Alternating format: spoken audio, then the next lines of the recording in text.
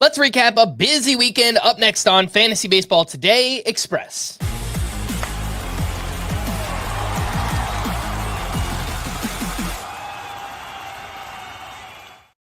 Welcome into FBT Express on Monday, August 4th. I am Frank Stampfl, joined by Scott White. And let's start off with corner infielders. There is no shortage right now. Andrew Vaughn, who we've talked a lot about, he just keeps on hitting. Another home run on Friday, 2 more hits on Sunday. 19 games with the Brewers. He's hitting .373 with 6 home runs, 24 RBI, and OPS over 1,100. 50% rostered. Feels like just a must-roster player. The other name here is Warming Bernabel, who continues his red-hot start. 4 for 6 with a home run, 4 RBI on Friday, then 3 more hits on Saturday. 26% rostered for Bernabel. Scott, do you agree that Vaughn is a must-roster player, and how do you feel about Warming Bernabel?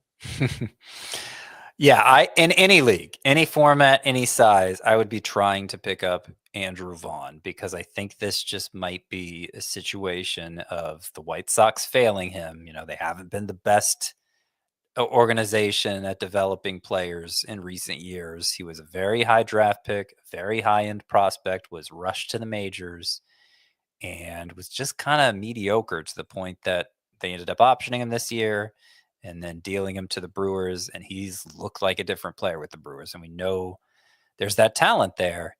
And, you know, for a while, they weren't quite playing him every day. He started 14 of the last 15 games. So I'd be trying to pick up Vaughn everywhere. I understand some shallower leagues, head-to-heads especially. You may just not have anybody you can drop. I get that.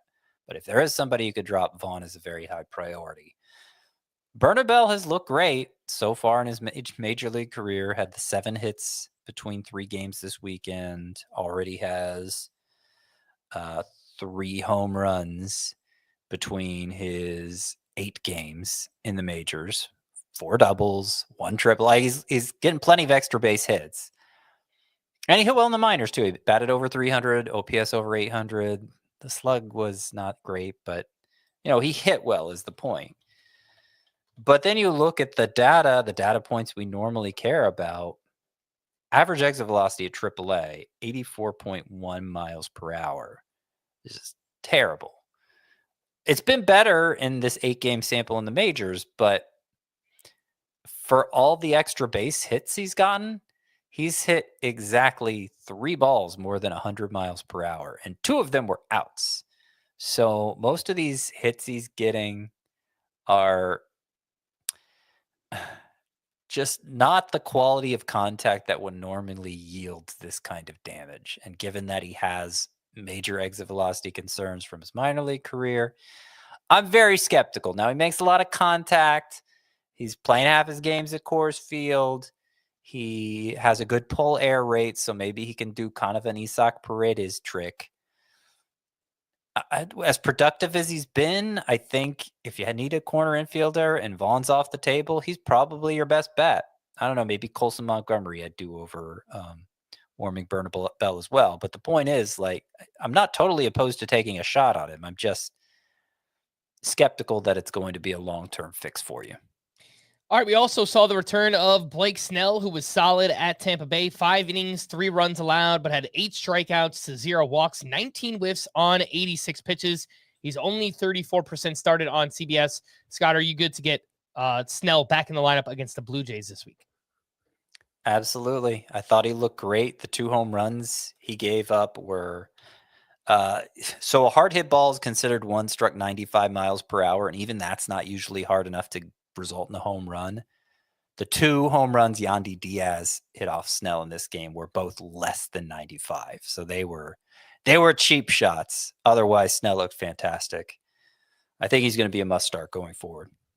All right, let's take a quick break, and we'll be back right after this.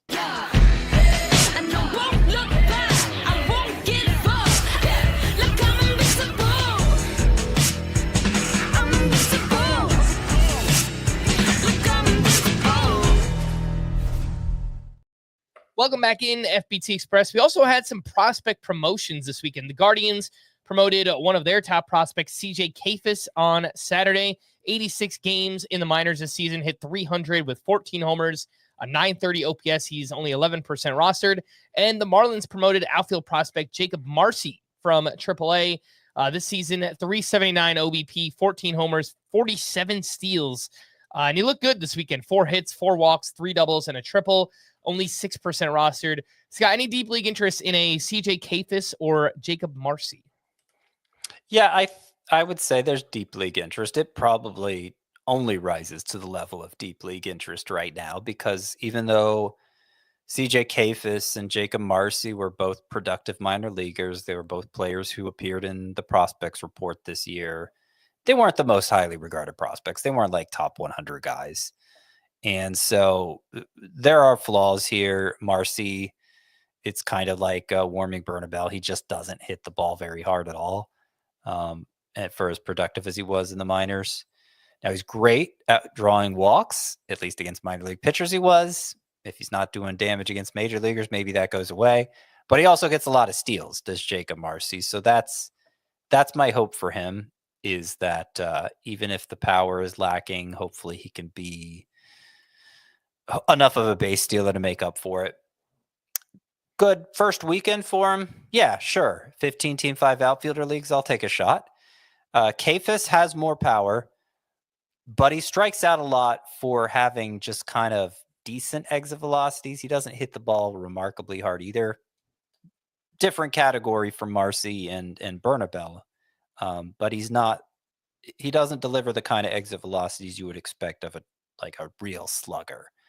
And home run production was a big question for him from the beginning of his minor league career. So it's gone well in the minors. Will it go as well in the majors? I'm skeptical, but if you need an extra outfielder or first baseman, since that's where he's eligible right now, in a deep roto league, I think it's perfectly fine to pick up Kafis. All right, let's wrap up with some news items here. Aaron Judge traveled to Tampa on Sunday for live at-bats and could be activated from the IL as soon as Tuesday against the Rangers. He recently received a PRP injection in his right elbow to help speed up the healing process for that flexor strain. Scott, are you starting Aaron Judge this week? I am. I was hopeful that he would just miss the 1 week, the 1 week where we set our lineups without him. Sounds like that's the case. You do worry about lingering effects since it's obviously wasn't much time for this injury to heal, but he did start 2 games with the elbow injury before going on the IL and homered in one of them. Says it doesn't really affect him at the plate, just throwing. Given that he's Aaron Judge, I think we'll take his word for it. All right, and then out of nowhere, the Brewers placed Jacob Misiorowski on the 15-day IL with a shin contusion. Logan Henderson was recalled. He started Sunday where he was fine. Misiorowski says that he's aiming for a minimum IL stint. I think it's a good way for them to manage his workload. Any interest, short-term interest in a Logan Henderson? Yeah, short-term interest with the hope it turns into something longer-term. Life finds a way and all that. Someone else could get hurt while Henderson's up. I thought, other than it being just 4 to 3rd innings, it was a good start for Henderson. His numbers since returning to AAA, 10 starts, 4.34 ERA, 120 WHIP, 8.9 K per 9. Don't really love that. But that was going with a 68% strikeout rate and a 13% swinging strike rate. And both of those numbers great for Henderson. He's been great in every major league start he's made. So I think there's a lot of reason for optimism. However, if I could sneak this in real quick, Bailey Ober also returned from the IL over the weekend, and sort of like Logan Henderson, the result of the start wasn't amazing, but his old velocity was back. Not that he ever threw especially hard. He averaged 91.2 on his fastball in this one, but that's where we're used to seeing it in previous years for Ober. Remember, he had the hip issue all season. Seemed like it messed up his delivery. He addressed both of those while he was out, and maybe, hopefully, he'll be back to form going forward. I would prioritize Ober over Logan Henderson. All right. For more extensive fantasy baseball coverage, listen to our full-length podcast, Fantasy Baseball Today, on Spotify, Apple Podcasts, or anywhere else podcasts are found. Thanks for listening to Fantasy Baseball Today Express, and we will be back again tomorrow. Bye-bye.